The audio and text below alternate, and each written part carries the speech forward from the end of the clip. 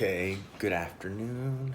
I am going to go back through my slideshow and then I'm going to go into a little more discussion about some of the things that I didn't get a chance to cover, accommodations, a little bit more about the assessments. So civics is community helpers.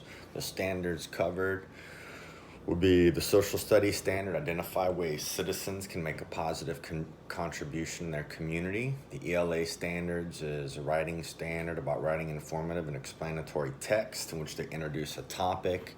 The standard to be used for the children to actually write to the community helpers. It's coming to visit for the Great American Teach-In. The NCSS themes are Theme 2, time, continuity, and change. Theme 3, people, places, and environment.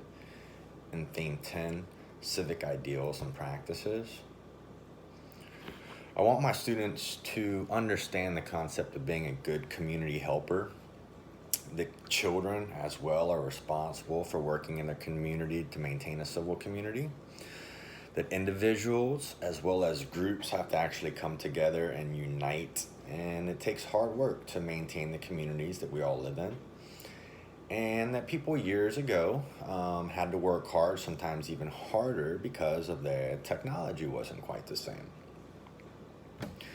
And a lot of the contributions really are very similar, to take out the technology piece.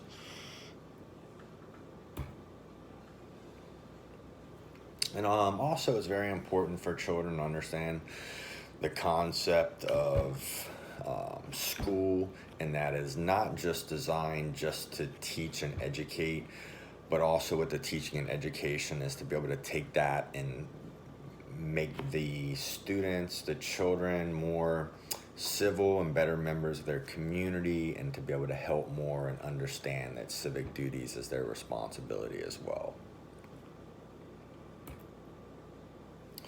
My objectives: students will be able to discuss what it means to be a good community member. Students will be able to analyze and interpret digital images of the past and relate to the current community helpers. Students will be able to compose a written letter or drawing to a group of community helpers requesting for a school visit for the Great American Teach-In. Students will be able to perform research on a group of community helpers prior to the 1960s.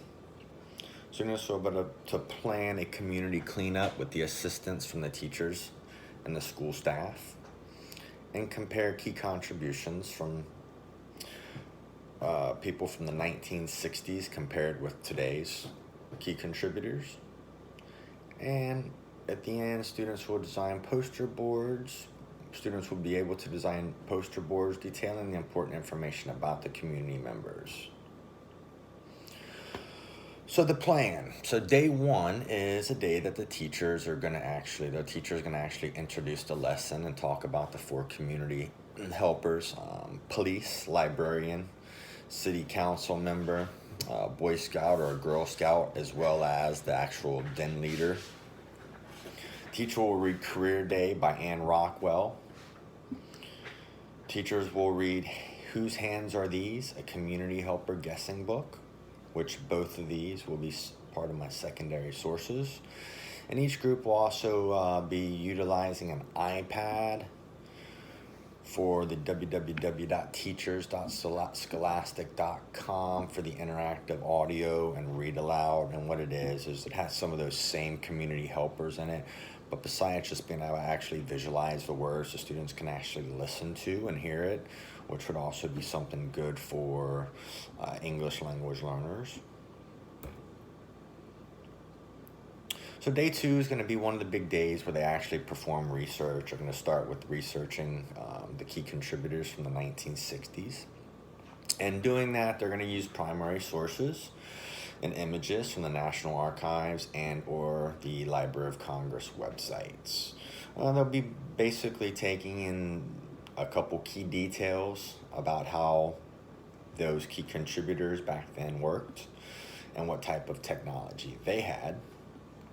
And then on the 3rd day, students will be broken down into groups, and they will be writing letters or drawing pictures, designating or asking the community helpers to come in for the Great American Teach-In. In all reality, it's an invite.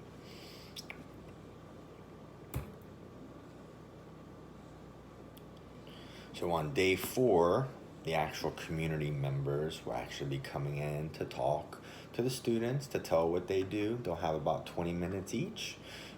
Day 5 will be the big actual planning day for the teachers, for the local cleanup, dealing with the transportation, lunch, chaperones. Going to be a little lesson on that day, the Muzzy Lane lesson for the community helpers, which will be another primary source viewing the actual images themselves, but the narrator, she will be considered a secondary source. Day 6, everyone will be performing the local cleanup. Day 7 and 8, students will be working on their posters. And day 9 will be the actual poster board presentations.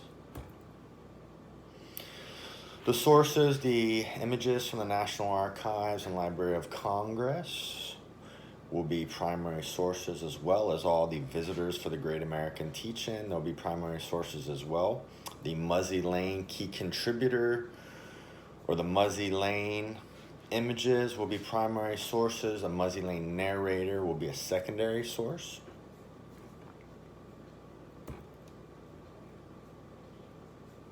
And the books, again, are Career Day by Anne Rockwell and Whose Hands Are These?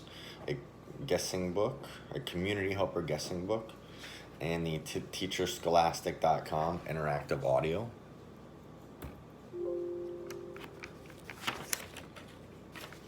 So some of the assessments that I planned on using during this for formative, the student letters and or drawings to the group members requested to visit for the Great American Teach-In will be formative assessments.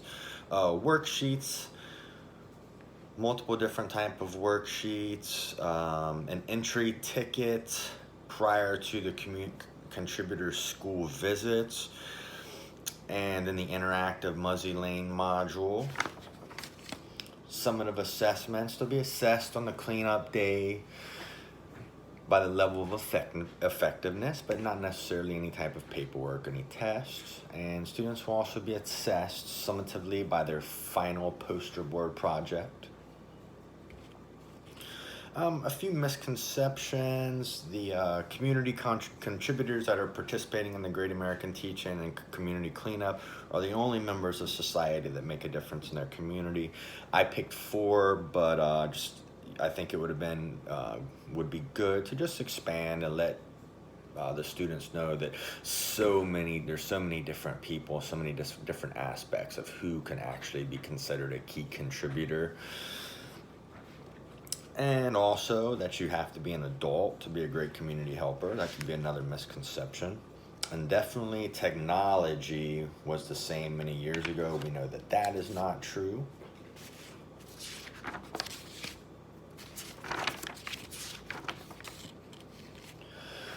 If a student is struggling, one of the biggest things I like to do is just look out right from the get-go. Just keep eyes, look for body language, facial structures, frustration in the students, and try and get them right when they actually start struggling.